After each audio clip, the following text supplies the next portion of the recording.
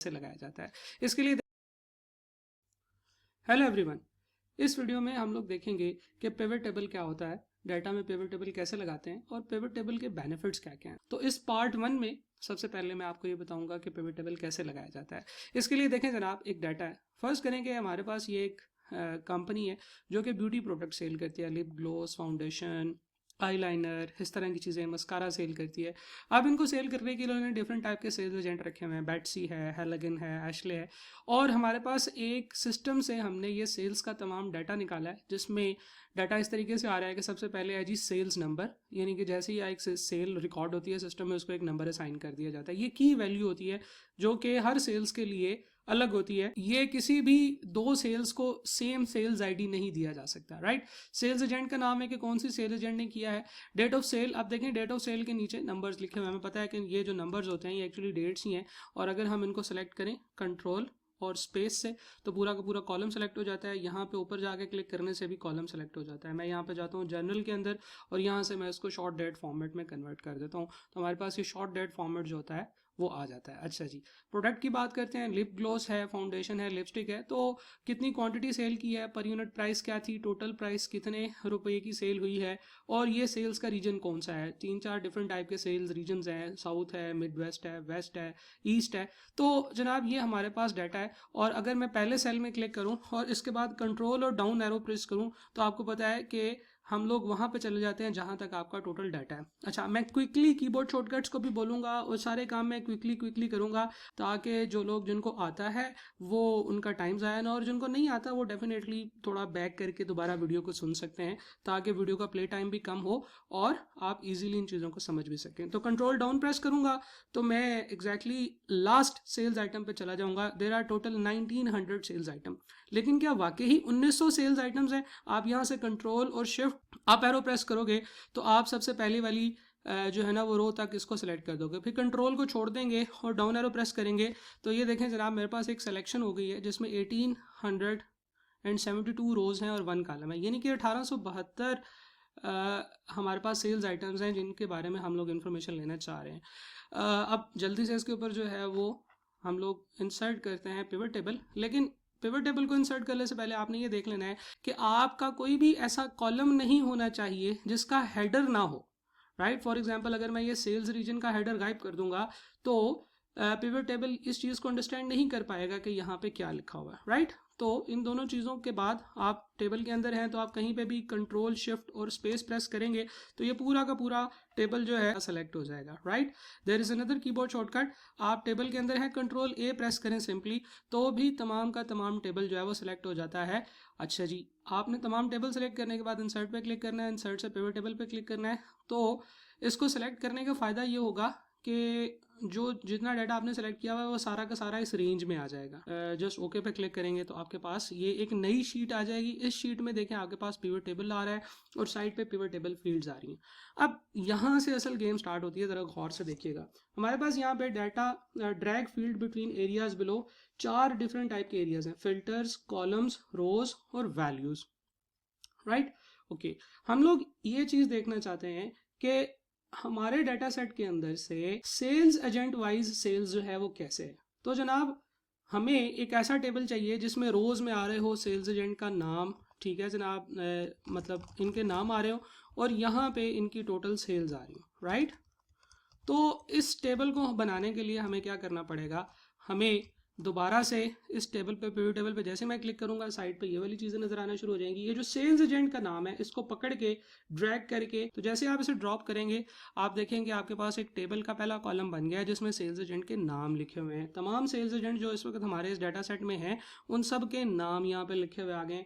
इसके बाद हम लोगों ने टोटल प्राइस पे क्लिक करना है, इसको क्लिक करके छोड़ना नहीं है, इसको ड्रैग करके मैं ये वैल्यू में ले आऊँगा, राइट। ओके, तो वैल्यू में आपने वो चीज़ लिखनी है जिसको सम करके या एवरेज करके या जो भी अकाउंट करके आपने यहाँ पे लिखना है। तो जनाब ये देखें, ये बहुत इजीली हमारे पास टेबल बन गया है। एशले, बेट्सी, सीसी, इन लोगों ने ये वाली सेल्स की हैं। तो जनाब अगर आपने बनाना हो total sale made by each agent तो वो आपके पास इस तरीके से आएगी। अच्छा, आप यहाँ से इनको ड्रैग आउट करके रिमूव कर सकते हैं तो टेबल आपका फिर खाली हो जाएगा। अब मैं ये चाहता हूँ कि मैं सेल्स की टोटल बनाऊँ, कि यानी कि मेरे पास टोटल सेल्स की अमाउंट आ रही हो, लेकिन in terms of what, in terms of product, ले जनाब, तो मैंने प्रोडक्ट को इधर ड्रैग किया तो मेरे पास आ गया आई लाइनर की टोटल इतनी सेल हुई है, फाउंडेशन की इतनी सेल हुई है, लिप ग्लॉस की इतनी सेल हुई है, लिपस्टिक की इतनी सेल हुई है और मस्कारा की इतनी सेल हुई है, राइट। तो just drag and drop. For example मैं जनाब ये चाहता हूँ कि मेरे पास एक तो sales agent wise total sales आ जाएं, तो ये sales agent wise total sales आ गई। उसके साथ ही ये भी पता चले कि हर सेल्स एजेंट ने कौन सी प्रोडक्ट सेल किया है, तो मुझे एक कॉलम में भी चीज़ों को डालना पड़ेगा, जिसके लिए मुझे कॉलम में भी कुछ करना पड़ेगा। तो जनाब मैं ऐसे करता हूँ कि मैं कॉलम में ड्रैग ड्रॉप करता हूँ हमारा प्रोडक्ट। तो जैसे ही मैंने प्रोडक्ट वहाँ से ड्रैग ड्रॉप की, ये देखें आपके सामने आ गया आईलाइनर एशले ने इतनी सेल की है, बेट्सी ने इतनी सेल की है, सीसी ने foundation, lip gloss, lipstick, mascara. तो आप देखें ज़रा, आपने जो भी इंफॉर्मेशन जिस तरीके से भी आपको चाहिए आप उस तरीके से इसको कर सकते हैं। अभी देखें हमारे पास प्रोडक्ट्स कॉलम वाइज आ रही हैं और रो वाइज आ रही हैं हमारे पास सेल्स एजेंट का नाम। तो मैं इसको आपस में एक दूसरे के साथ चेंज भी कर सकता हूँ। मैं इन दोनों को रिमूव करता हूँ, जो सेल्स एजेंट है वो मेरे पास कॉलम्स में आ जाए और जो प्रोडक्ट है वो मेरे पास यहाँ पे रोज में आ जाए। तो लें जनाब, eyeliner, foundation, lip gloss, lipstick, mascara, ये बिल्कुल वैसे का वैसे ही टेबल बन गया। तो मतलब this is very powerful tool.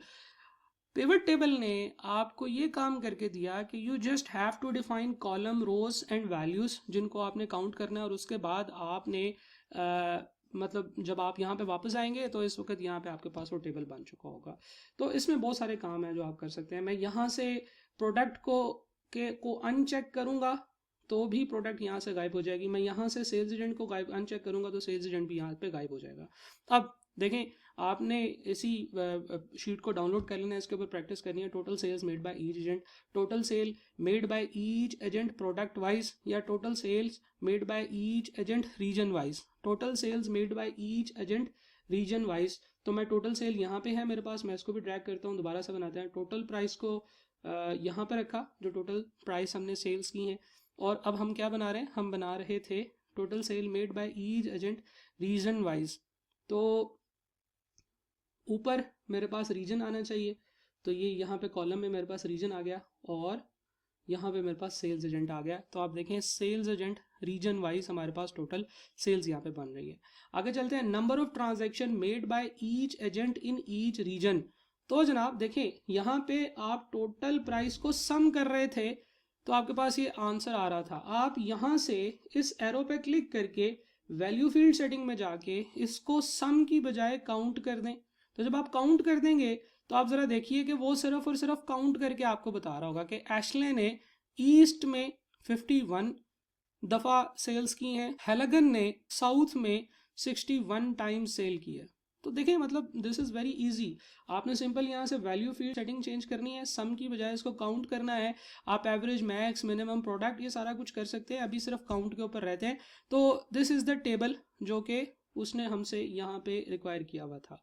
अच्छा आगे चलते हैं, number of transaction and total sales made by each agent region wise. अच्छा बड़ा इंपॉर्टेंट, बड़ा मजे का टेबल बनने वाला है। देखिए मैं सारा कुछ पहले गायब करता हूँ यहाँ से। तो जनाब एक तो मुझे रीजन वाइज चाहिए, तो मैं रीजन को जो है ना वो यहाँ पे डाल देता हूँ। दूसरा मुझे चाहिए एजेंट वाइज, तो वो मैं यहाँ पे डाल देता हूँ। ओके अच्छा जी, आगे चलते हैं। नंबर ऑफ ट्रांजेक्शन्स भी चाहिए और टोटल सेल्स भी चाहिए।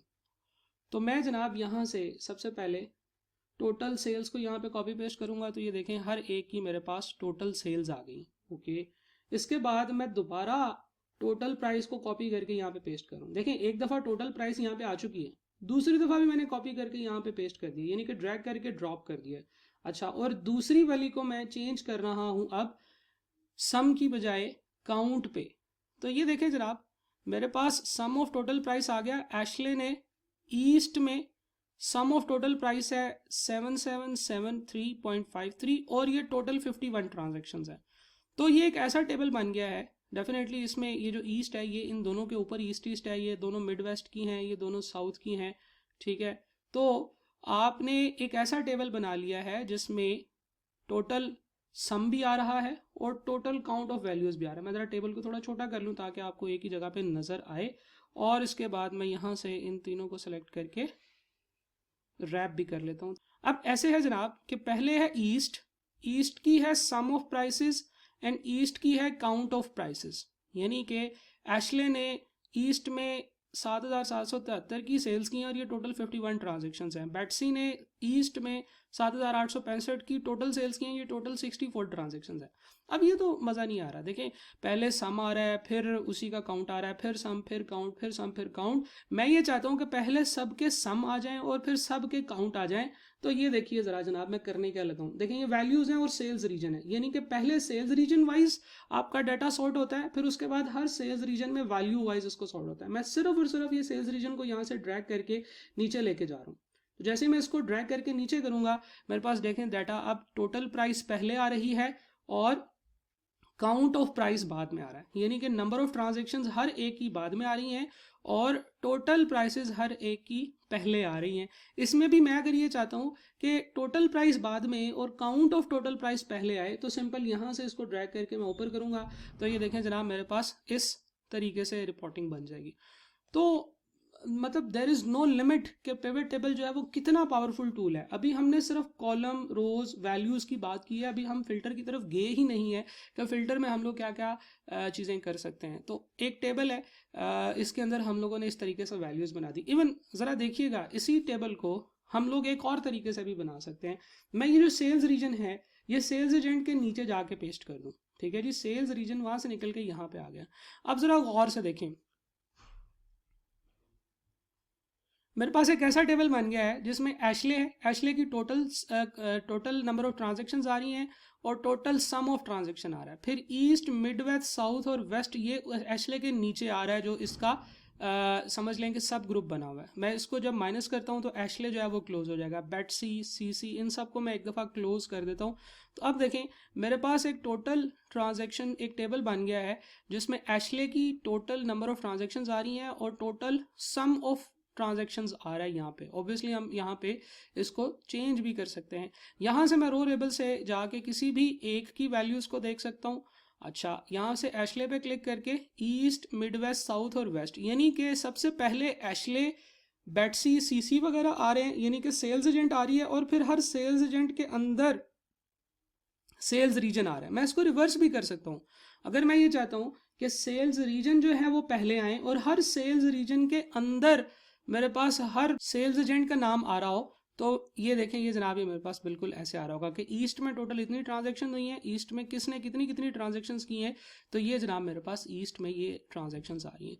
अगली वीडियो में मैं आपको फ़िल्टर्स के बारे में बताऊंगा और फिल्टर्स के साथ साथ डाटा के अंदर एक और बड़ी मज़े की छोटी सी चीज़ होती है, टाइमलाइन एंड स्लाइसर। इन दोनों चीज़ों के बारे में और ये किस तरीके से पिवट टेबल के साथ आते हैं उसके बारे में हम बात करेंगे। Thank you.